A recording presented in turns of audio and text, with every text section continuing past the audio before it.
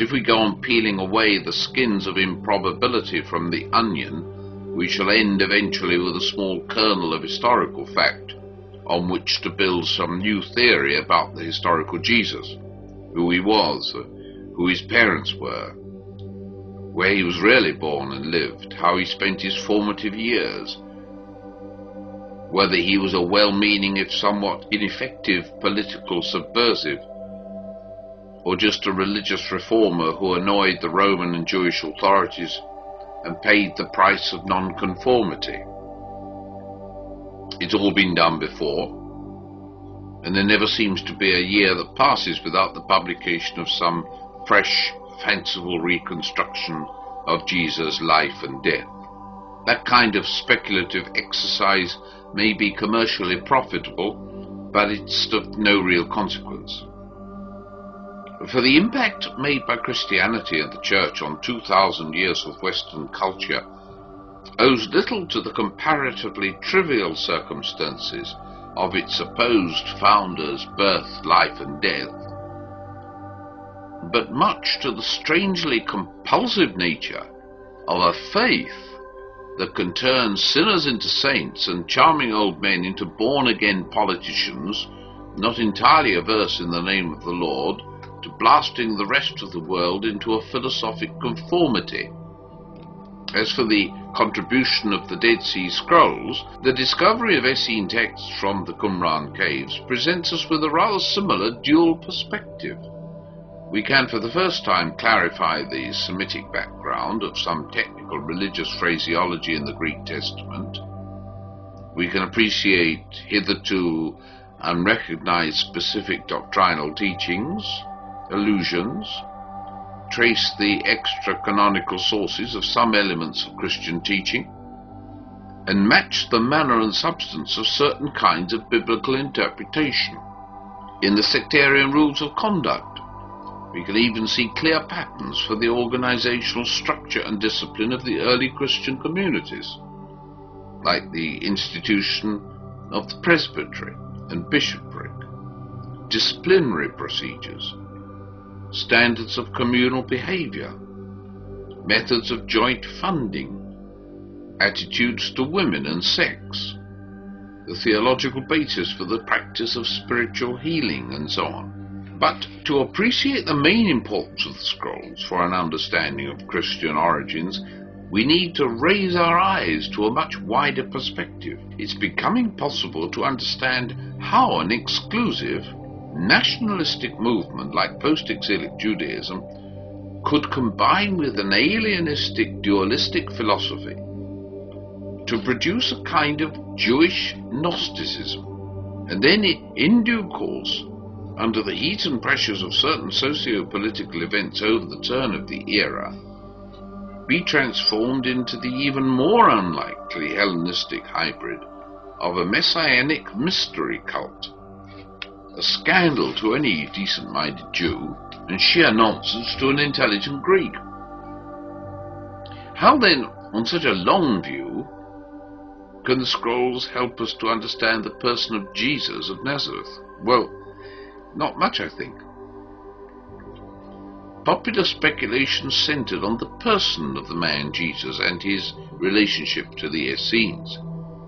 Had he perhaps been a member of the Qumran community at some time?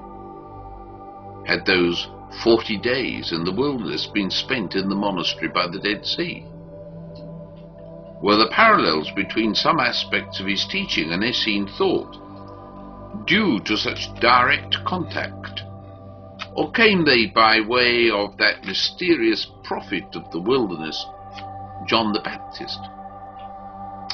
Alas, the scrolls make no mention of the Nazarene teacher by name. Indeed, the whole gospel tradition of a wine-bibbing associate of whores, pimps, and quislings, a friend of Roman officers, and an advocate of paying taxes to the enemy, has no parallel at all in what little we can glean from the scrolls about the manner of life of Jesus' Essene counterpart, the so-called teacher of righteousness. Where there are parallels in the scrolls to the Christian story, they are for the most part more likely to be in the nature of a common mythology. Even if there was a sectarian Jewish teacher living in Palestine during the first part of the first century called Joshua or Jesus, he had nothing at all to do with the crucified Christos of Paul's theology, thus had no part to play in the formation of that distinctive amalgam of faiths that eventually swept the world. I believe that the innocent collection of tales and sayings, which was apparently allowed to pass freely among the beleaguered cells of believers, in hourly danger of discovery and execution, was but a cover story. From that highly improbable account of a gentle rabbi, friend of little children, Roman tax collectors, and ladies with gynecological problems, could be distilled by skilled interpreters, well versed in the art of rabbinic exegesis, as well as the abracadabra of Gnostic mysticism.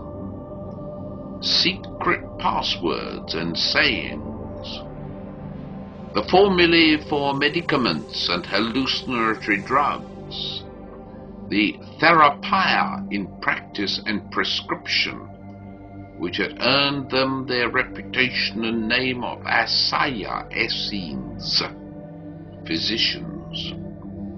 Similarly, the inner councils of the church were aware of secret writings which were not to be promulgated even among the faithful. As the 2nd century church father Clement of Alexandria said in a letter recently recognized and published by Professor Morton Smith, not everything that is true needs necessarily to be divulged to all men. Once we can bring ourselves to admit that early Christianity, like Essenism, was an esoteric faith, offering access to the divine mysteries, and never the open evangelistic gospel of the church's defensive propaganda, we can begin more realistically to probe the depths of the New Testament writings and to set the faith in its proper historical and religious perspective.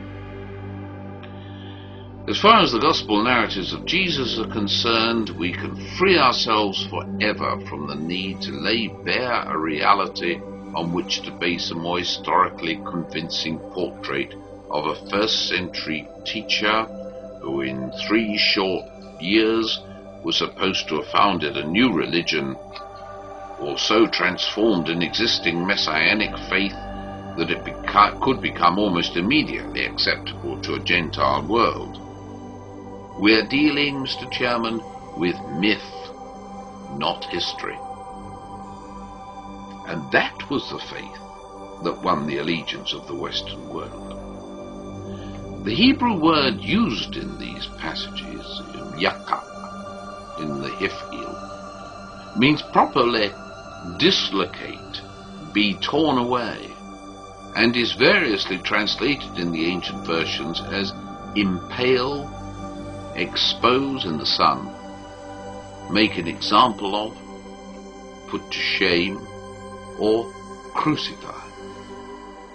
We can see a clear line of theological speculation which transformed an exclusive Jewish sectarianism into a Hellenistic mystery religion, which could attract the allegiance of all men, Jew or Gentile, bond or free. But the kind of Christianity we arrive at is that not of a faith, but to that Gnostic heresy whose essential individualism was so abhorred by the so-called Great Church, and which became the target of a persecution no less ruthless than that of the movement's first political and religious enemies.